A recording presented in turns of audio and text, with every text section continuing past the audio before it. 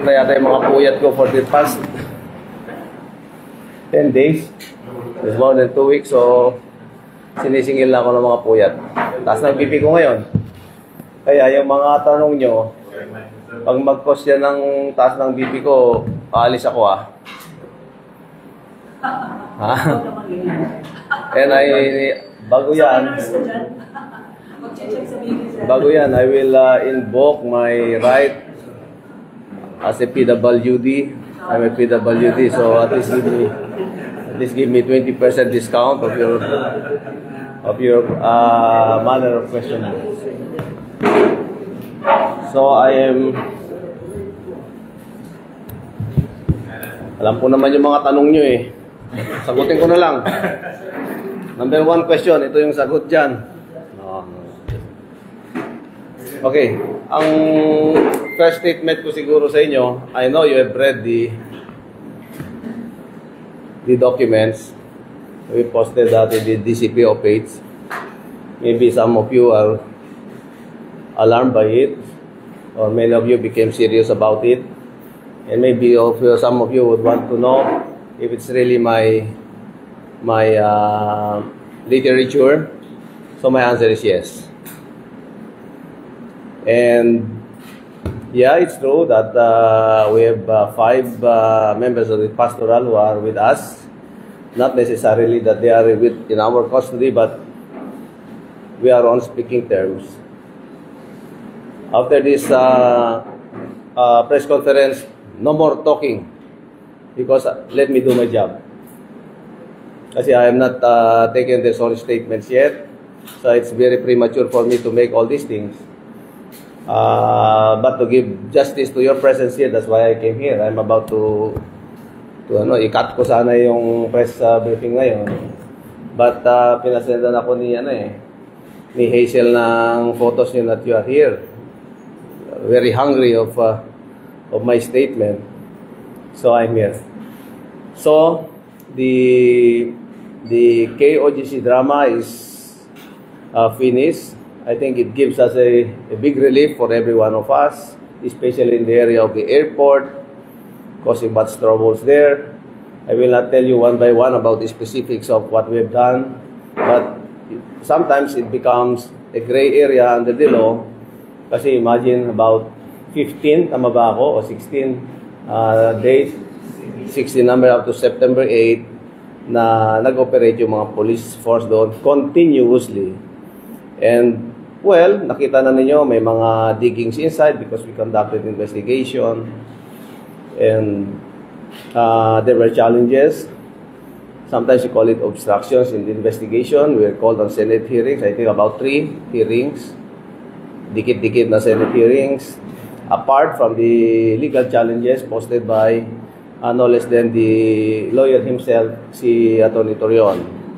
Well, I have to make a statement that I have nothing to do or I have nothing against Atty. Torion or members of the KOJC. Wala akong masamang tinapay sa kanila. Ang gusto ko lang i-narrate sa inyo are all the statements gathered from the alleged victims of a certain Pastor Apollo Kibuloy. Just that, doon lang yung yun lang yung sasagutin ko sa inyo. Mga speculative questions, I will not answer. Mga speculative questions ninyo, I'm sorry but I will not answer. So, let's be factual. With that, maraming salamat pala sa inyo doon sa mga cooperations ninyo sa paghintay until si Mr. Apollo Kibuloy was put under our custody. So he's in Camp Crame now. I think he is now being prepared to be brought to the regional trial court. So thank you. Sir, yung action ay yung lumapit sa inyo personally. Yung kay Magda, babae, lumapit sa inyo personally. Nag-react. Yes.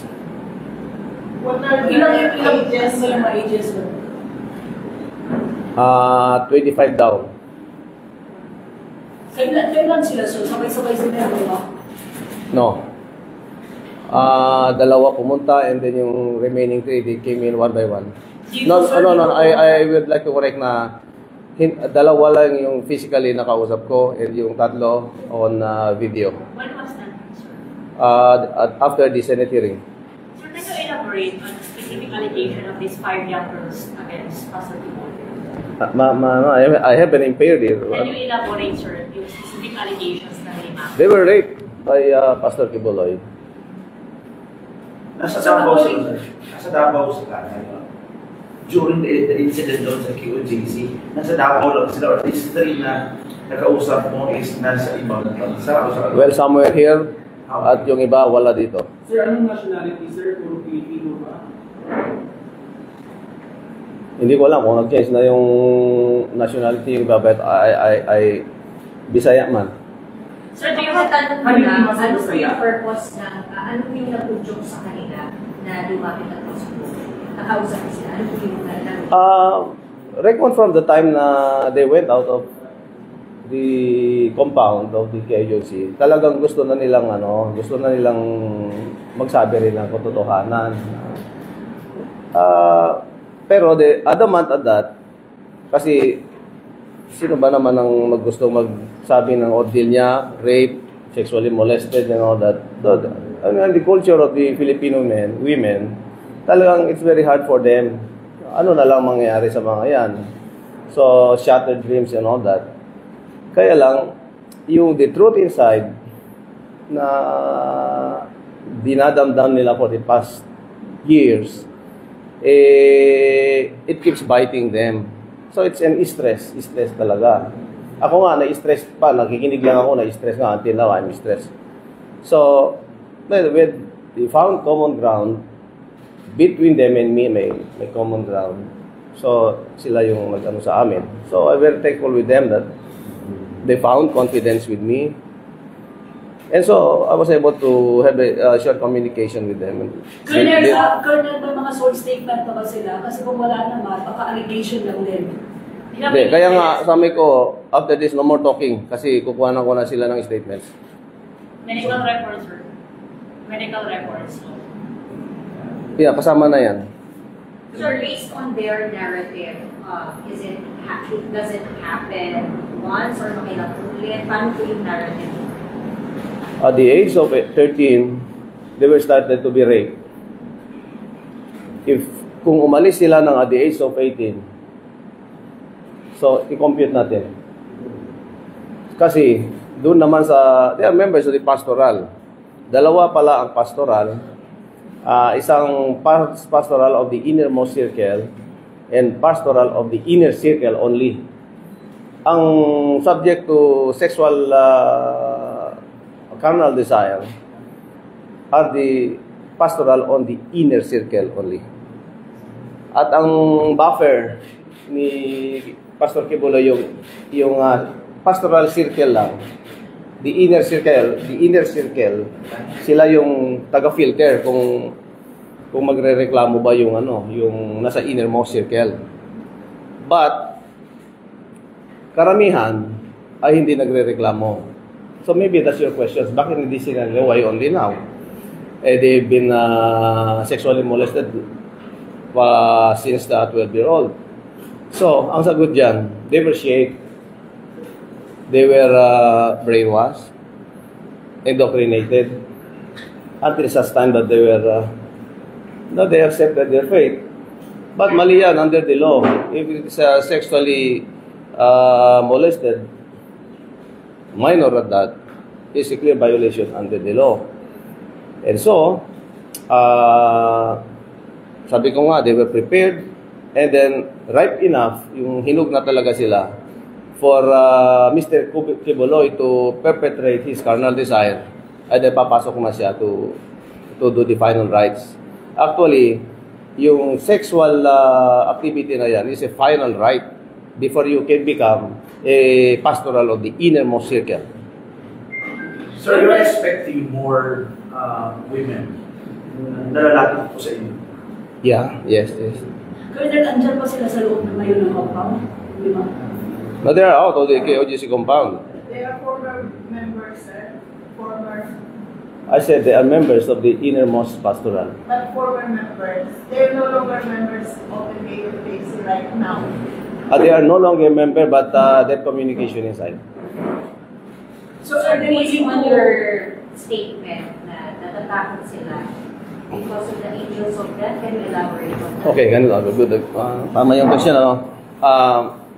Breaking code of secrecy. Rape victim at that. Sasabihin sa kanila ni Pastor Kibuloy na you are offering yourself to the Almighty, to the Anointed One. And so, by doing that, you will go to heaven. Kasi you're very near to the Anointed One. So, kung ang tanong dyan, natanong ko rin well, can I ask you, does that mean that you are de-virginized? Kasi there's a sexual action, di ba?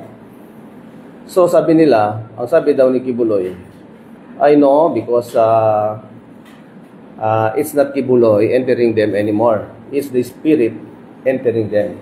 So, therefore, they are still virgins. So, they believe on that statement. And these are propositions. These are declarative sentence. Conclusion na yan, mga sinasabi na ganyan. So, they accepted those kind of statements of people. Maybe because of the shaping, maybe because of the indoctrination and all that. And maybe there's fear. Now, papasok tayo sa angel of death. If there's a violation, halimbawa, sinabi mo na you were sexually molested by Kibuloy, papasok na yung angel of death to get even with you. To get even means papatayin ka at pati yung mga genes line mo, mga magulang mo, mga kapatid mo. And then it posted very careful yung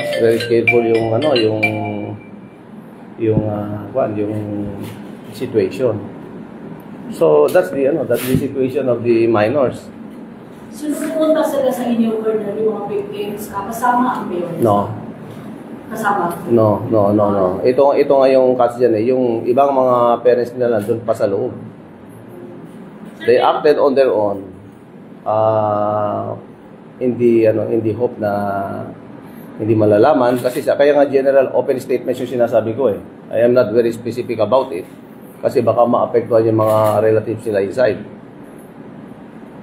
Sir, personally, do you believe on the alleged sexual abuse committed by Pastor Kibuloy? Doon sa nagbigay sa akin ng narrative, yes. I have been with the service for 27 years. Alam ko kung naapakan nyo yung tuhod ko, hindi. So, willing sila, sir, mag-testify? Willing sila mag-testify? Kukunan ko nga sila ng statement. So, are you going to file cases? Yes, based on their statements. Specific case sa yung kaso po Well, violation under 7610. Right? So, what does it start with po? Na-mention po ng mga victims po. How did it start yung Okay. There's a foundation offering them for a free education. The poor guys gusto ring mag-avail ng free education. So even their mothers, they brought their children doon sa foundation. And I have to tell you, what's common ground doon sa yung common situation nila? They all come from broken families. So, well, the poor mother, gusto rin nilang maganda ang kinabukasan ng kanila na ang hirap ng edukasyon, they brought them there. And so, binigyan sila ng education. The others, binigyan naman ng free education. But those who were spotted that fits the standard of Kibuloy, kinuha na niya sa KOGC compound and prepared them to be pastoral. Members of the pastoral, preferably soon to become an innermost circle. So wala naman sa mga nabuntis among those. Okay, tinanong ko rin yan. Bakit nga ba naman hindi kayo nabuntis? Well, sabi nila, to their narration, Mr. Kibuloy is vasectomized. Sir, aside doon sa sexual abuse, pasok ko lang, may mga lumad ba doon sa kabayog na lumapit at nanghingi ng tulong doon sa mga reklamo years ago? Well, none so far. Colonel, ano yung sinabi niyo about scheduling yung... Okay. There's a scheduling of the 7 days of a week, well, Monday to Sunday. After that rape drama nila, hindi naman ibig sabihin tapos ka ng ma-rape. You will be given a day, like for instance Monday. Victim 1, you are to be raped by Kibuloy on Monday. Victim 2, you are to be raped by Kibuloy on the Tuesday, and so forth up to Sunday. Ganon. So, the poor minor, he's expecting that she will be raped for the next Monday. Sir, may na-mention ba na may mga physically abused din na mga person, na mga lalaki? Yun bang nalilink doon sa mga singers, tapos may physical abuse? May mga ganun bang information tayo? Sinong physical abuse? Yung babae o lalaki? Staff po. Mga staff. Well, may ano sila, may revelation sila na a certain Stephanie is the name. I do not know if it's the real name. She was caught having an affair with the driver, I think, or with security. And she was caught by Apollo Kibuloy. So there was that physical injuries happened. And then they sent him to United States of America. So, kailan lang sila pumasok sa KOJC? Kailan sila pumasok ng pag-report sa KOJC? Who? Yung mga victims. The pastoral innermost circle at the age of 12. What year kaya ito occurred?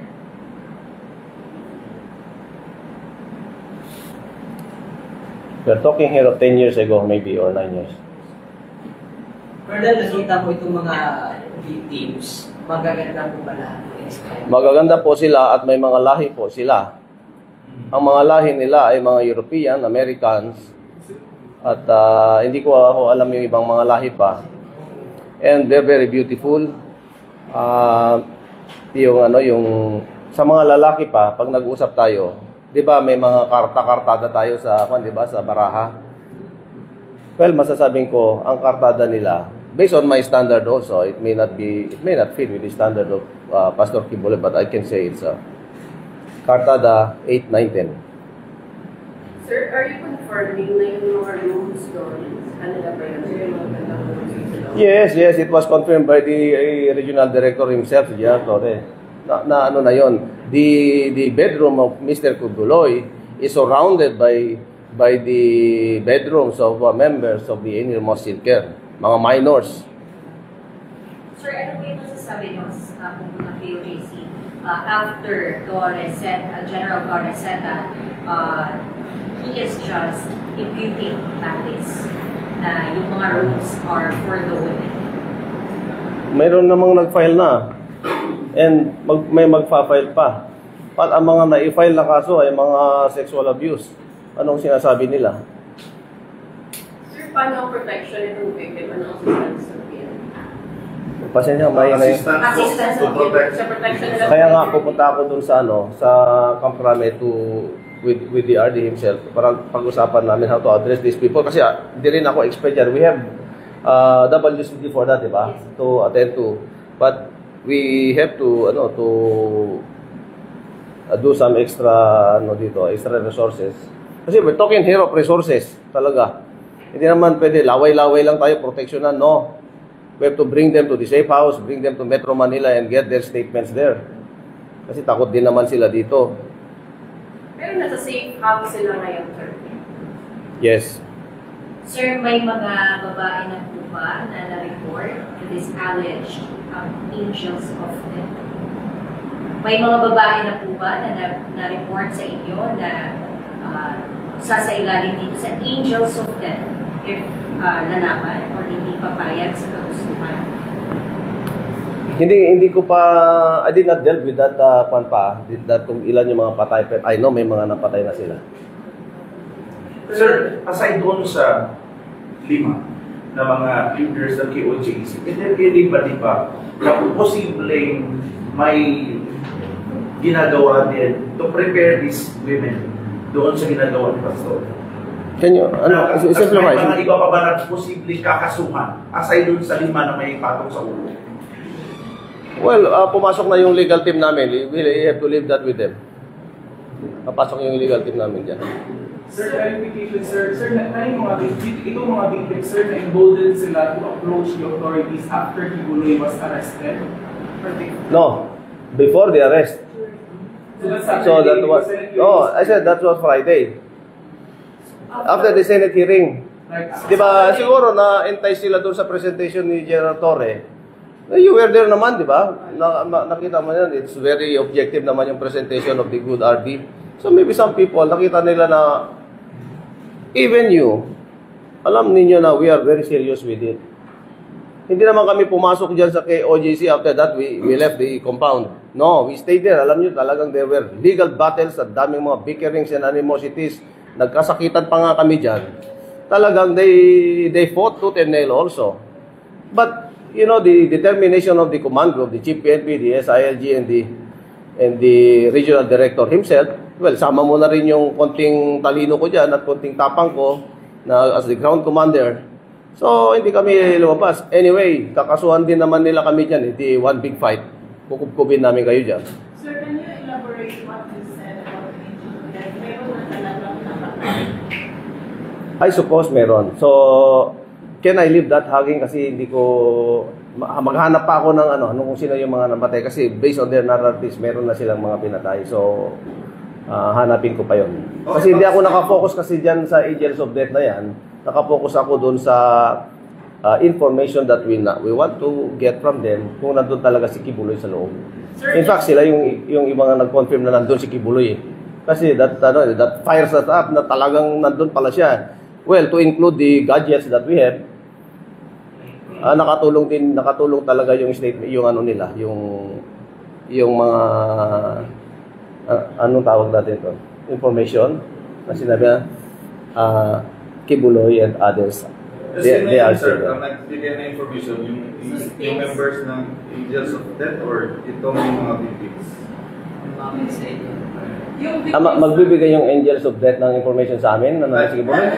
Yes sir, sir, sino yung nagbigay ng information na nandun si Kibuloy sa well, okay, ganito. From the start, we have 70% accuracy na nandyan si Pastor Kibuloy. Mataas na yan. Sa amin na intelligence operatiba, mataas na yung 70%. Ngayon, dumating yung mga equipment. State-of-the-art equipment. So, sabi mo, nag-plus 10 pa. So, 80% na. Tama ba ako? Ngayon, nakuha namin yung mga statement yung mga victims. So, pumalo na siya ng 90% and up. Don't you think hindi mataas na probability yan? That's an A1 info already. A1 means it's an actionable intel. Kaya nakita ninyo, hindi kami umaalis. Kasi we know it's there. Loko-loko ba kami dyan na tumira kami dyan? Ang hirap dyan. Sino nag-facilitate ng, di ba sabi mo, lumapit ang victims sa inyo? Sino nag-facilitate, sir? How did these victims... Okay, yung tanong mo na yan ay bubulong ko sa'yo kung sino nag-facilitate. Pero paano sila nag-approach sa iyo, sir? Like, di ba nasa loob sila ng KUJC compound? No, they're not from the KUJC, they're out. Sir, aside doon sa mga babae, may mga staff pa rin na nakaalis na sa compound, like ex-media ng SMNI, na gustong lumapit. Concerned daw nila yung assurance of their security. They wanted to give information daw. Kaya lang, yung assurance ng security. Are you encouraging them na pupunta dito sa DCPO?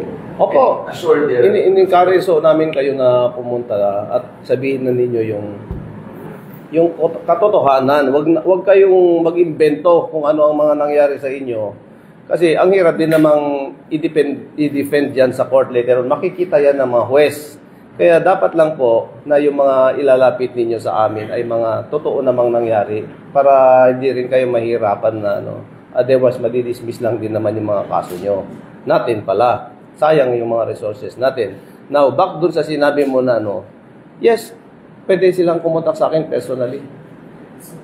Sir, follow up ko lang sa question ni Mike kanina about the IT leaders to may nagreklamo naman sa inyo. Kasi before, yung sa Tamay, kasi may KOJC property doon yung sa Tamay. Yeah. And may mga reklamo na kasi before about sa pagpatay ng mga IT leaders because it was built in an ancestral domain. And may mga reklamo na yung mga family nung napatay. Are you looking into it again? Or mag-isipay pa kayo na before to look into that? Or may lumapit na sa inyong kamag-anak ng mga napatay? Sa ngayon, hindi pa ako makarelate sa tanong mo. Although narinig ko na rin yung yung report na yan. So, one at a time muna. Colonel, may information ba from the 5 women na meron pang ibang victims? Well, sabi nila, they will encourage others kasi magkakakilala naman sila eh. And we will list off the names of the minors inside. May listahan ako dyan. It's more than 15. How about the minors that were spotted during the Station. Yun nga eh.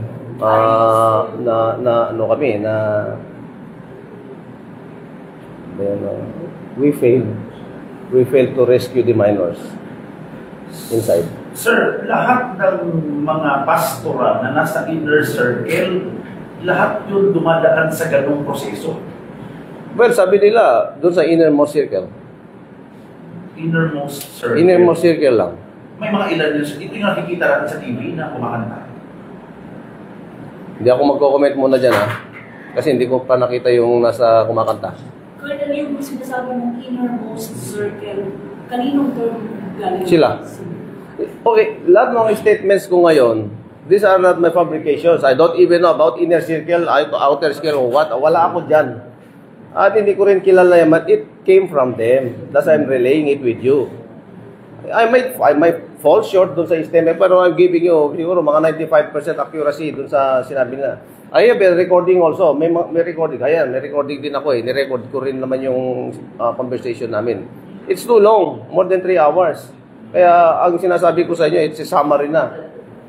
Unless you want to listen to sa 3 hours. Baka pwede, sir. O sige, huwag ngayon.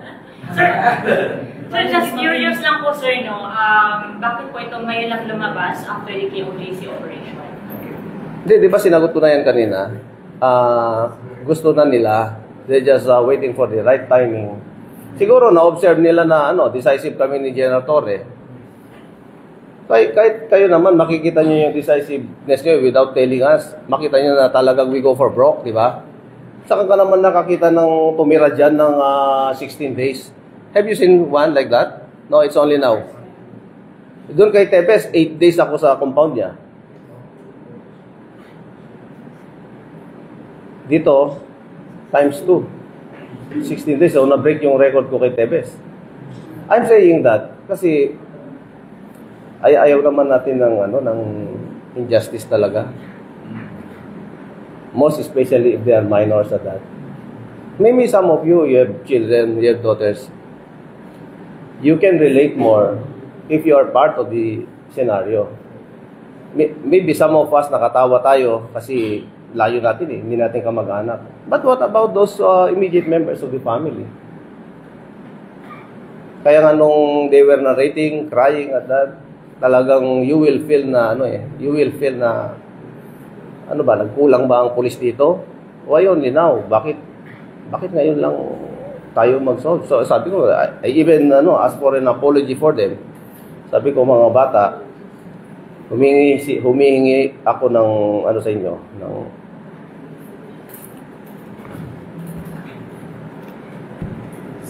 tell us about the last minute. About the last minute of the arrest, because I think that you were one of those who negotiated. No, I'm not part of the negotiation. I'm part of the ground operation. Nasa kayo, sir? Sa ground. Ako yung arresto lahat sa kanila. And we were prepared. Did you see Kibuloy? Hindi. Pero nakita sa drone. Kasi tattered with drones din naman yung Hindi ka makakalabas doon. Si General Torre magaling. Dami niyang inilagay na camera doon. Paano siya lumabas doon sa building at nakapunta sa hangar? Well, we give way. Bigyan na namin sila ng daan because there's an order already na arrested na siya. Ano sir, naglakad siya or sumakay ng vehicle? A vehicle, there's a vehicle. From From the hangar to Tog. Oh, to my knowledge kasi hindi ko nga nakita yung yung custody scenario. Na-limit lang ako doon sa ground operation. Kasi kanya-kanya naman kaming sector. So I was tasked to do the kung mayroong magreklamo doon, we will effect the arrest. All of them will be arrested. I think about 600 of them. So, balikan mo na yung lima, sir. Kailan daw sila magbigay ng testament, sir, statement? Ngayon, pagkatapos natin mag-usap. Kaya tama na siguro to. Pwede ba, sir? Pwede Sir, ba? Ano lang? how did Kibuloy move from Bible school to Hangar? Because Mayroon, he was escorted. Vehicle, sir. from the Bible school. Yeah, I suppose there's a vehicle. Medyo malayo nga rin naman yan. Sir, were you the one who, yung sinabi na merong akong isang commander who, yung require na I have to see the Kibuloy. subject of the arrest? Hindi Ikaw ako. yung representative. Hindi po ako. Galing sa Bible school sir, papunta ng hangar, naglakad siya or I suppose sumakay siya. Sumakay. Medyo malayo yan. Then Malayo. straight sa Hangar. open yung gate ng oo. airport, then straight to that Oh. Well, yung mga specific questions yun na yan, better you ask the General Torres siguro. Kasi hindi ako makarelate dyan eh. Baka I might be giving you wrong information. Colonel, going back doon sa Angels of Death, paano ninyo nalaman yung story about them? Sila, ano sabi? Sino sir? Yung 5. Ang mga complainants? Sir, pupunta sila ngayon dito. Hindi. Sabi mo po naman ng Hindi, ako pupunta doon. Pwede sa bayan. Sir, yung lima, sir, dito ba nangyari yung revelation? Yung lima? Hindi, yung dalawa dito sa akin. Yung tatlo sa video. Sir, Outside, ang sir. dahilan kung bakit hindi sila nagsumbong, nagsalita noon dahil sa political No, there's no politics here. Okay, i-clear ko sa inyo, no. Wala akong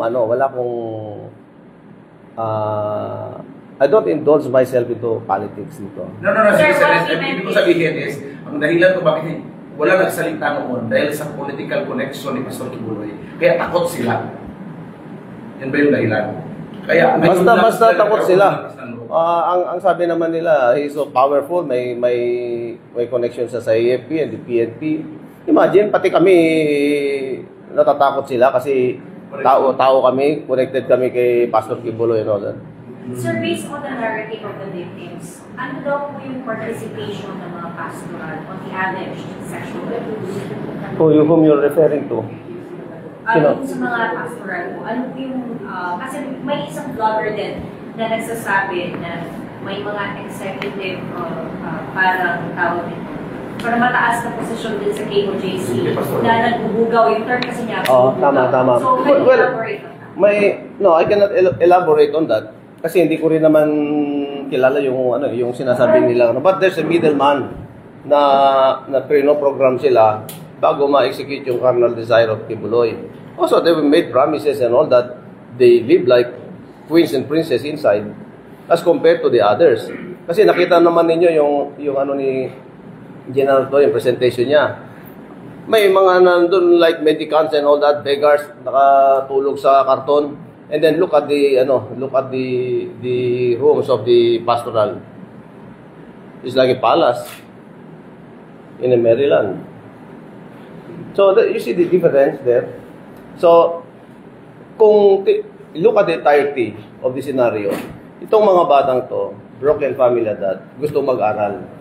And then sa kagustuhan nilang mag-aral, they were spotted by, they fit the standard of Kibuloy. To make the long story short, Kibuloy brought them sa KOJC compound to convert them into pastoral in the innermost circle. Now, bago ka maging member of the innermost circle, you have to undergo such sexual activities. And that's rape already. I call it rape. So, tingnan mo, minors and all that. Kaya sabi ko, maybe Pastor or Pastor Kibuloy is a pedo. He's a pedophile.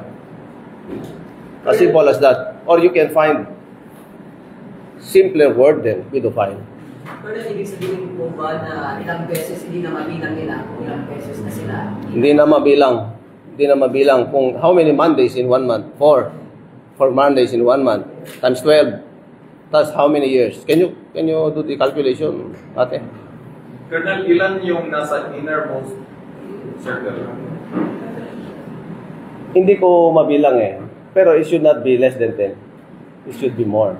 Colonel, yung mensahe niyo po doon sa mga members pa na hanggang ngayon naniniwala pa rin sa pasto. Ang mensahe ko po sa mga victims ay ganito. Mga kababayan ko, ito rin yung supposed address namin sa inyo na ito na yung chance for you to come out in the open. Ito na. Arrested na po si Pastor Kibuloy and others. You have seen how decided we were implementing the warrant of arrest to advance your cause. Talagang gusto rin namin kayong tulungan. We came in late lang. We advanced your cause and to seek justice for you. Pasensya na ho kayo. We came in late. But we are here already. So, wag na nating kasi sabi niya, you are late kasi wag na natin pag-usapan yung kinapos na kami sa oras na maisalba kayo. But we are here na, kaya come out to the open. Huwag matakot. Otherwise, yung katotohanan na nasa inyo, nasa puso nyo, will be buried forever. May ililibing yung katotohanan dyan. It will never come out at magsisisi kayo habang buhay. Maraming salamat po. Ako po si Colonel Marantan, Acting Director ng BCPO. Sir, additional lang. Tama na. No more talking.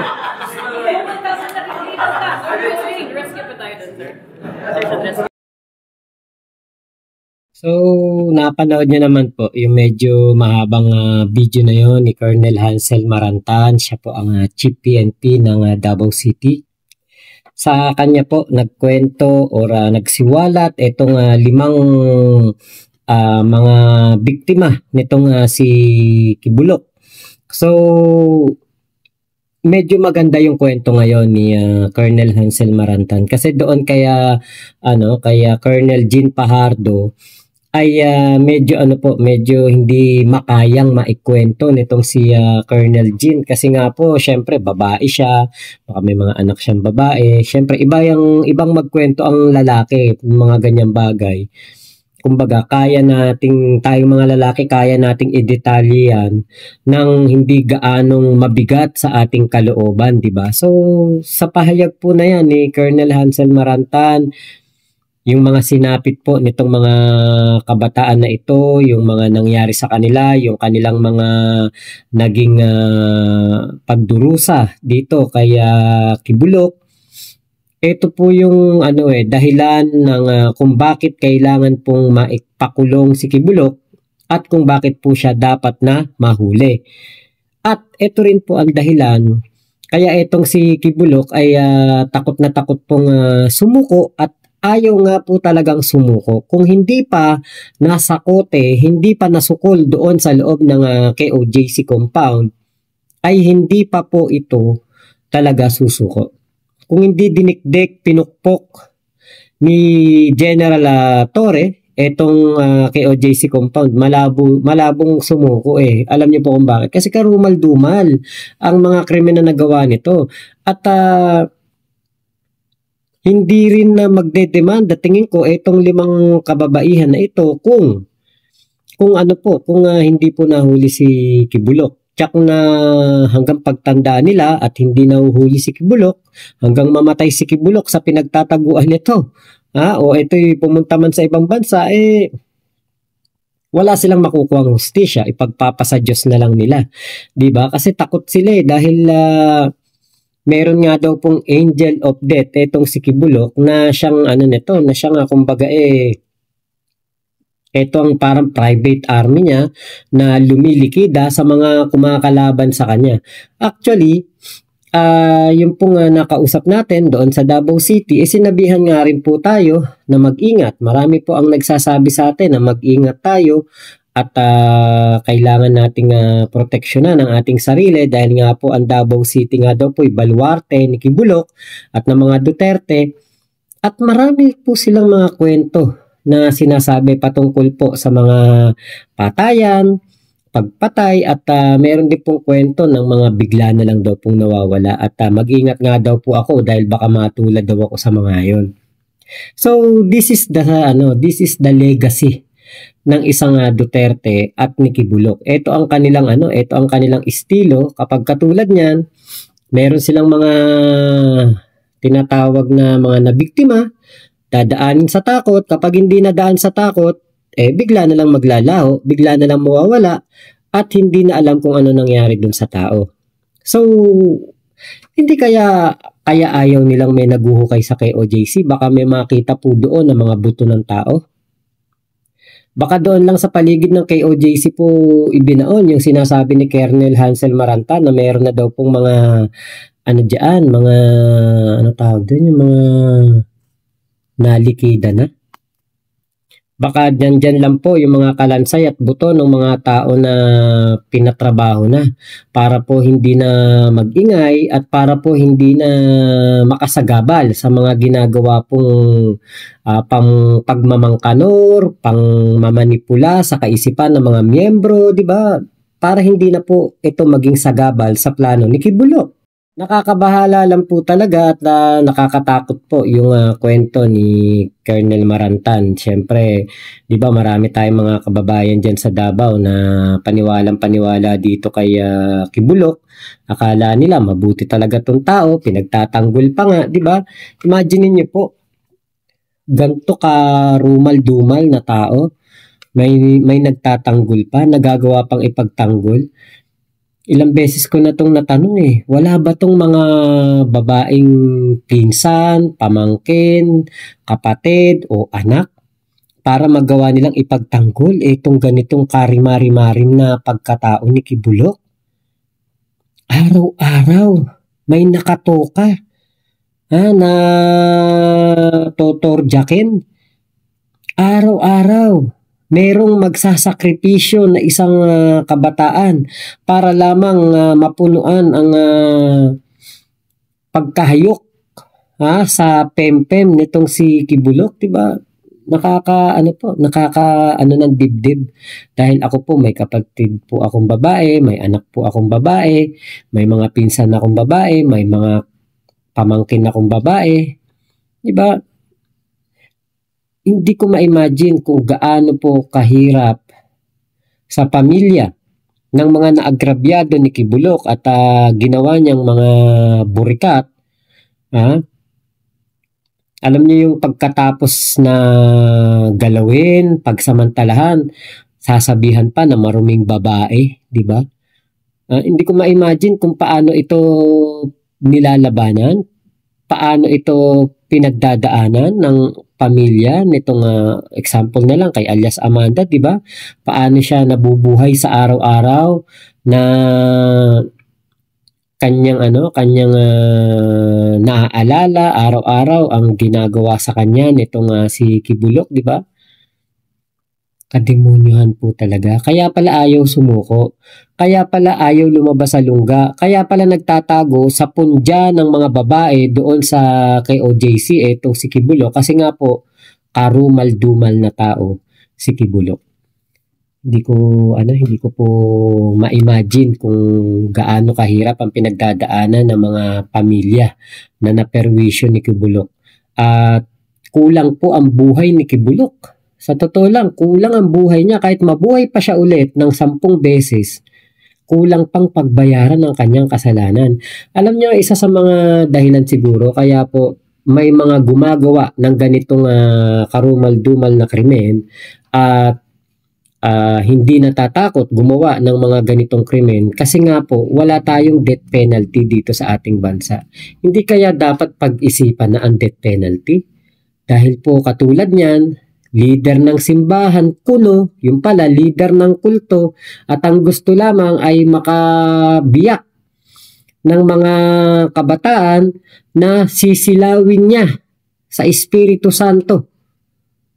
para ito ay bumuka ka sa kanyang harapan. Naku po, sus Maria Joseph,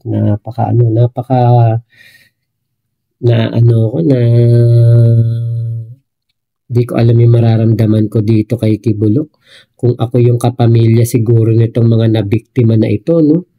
Kulang ang isang habang buhay dito para pagbayaran ng kanyang mga kasalanan. Tingin niyo po, balik na siguro death penalty para itong mga kriminal na to hindi na po gumawa ng mga karumal-dumal na krimen, no? At kung gumawa man, bitay kagad, di ba? Sana mapag-isipan niya ng ating gobyerno. So yun lamang po, maraming salamat sa pagsama niyo dito sa aking vlog na ito. Ingat po kayong lahat. Sana po ay maging ligtas ang lahat po ng ating mga mahal sa buhay. Ingat po kayo. Mama Chup Chup, love you, God bless us all, Pilipinas. God first. Salamat po.